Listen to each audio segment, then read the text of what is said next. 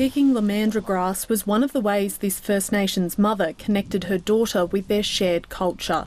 She loves collecting sheoaks and leaves and sticks and pulling up lamandra leaves with me. But on Christmas Day, the 2-year-old was flown out of the country after an Australian court ruled she must return to Europe with her father under the Hague Convention.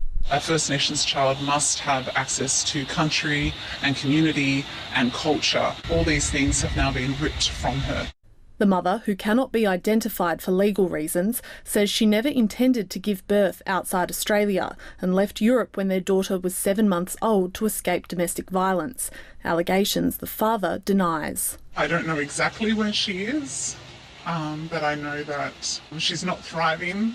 These are the last moments they spent together. I want me. I want you. I want you.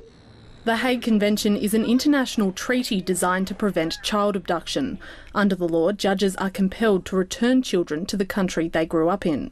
But data shows around 3/4 of cases brought under the Hague Convention are against mothers, almost all of whom say they are fleeing domestic violence. The Hague Convention is actually being weaponised against these women.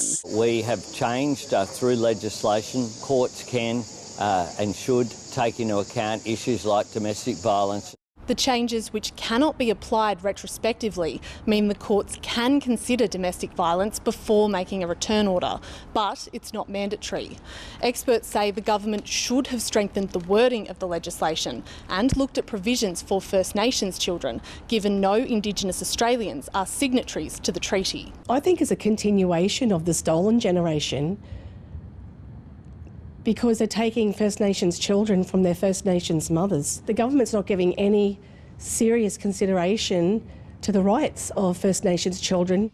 Now this mother is preparing to return to the foreign country she fled to try and contest custody of her child. Dana Morse, ABC News, Canberra.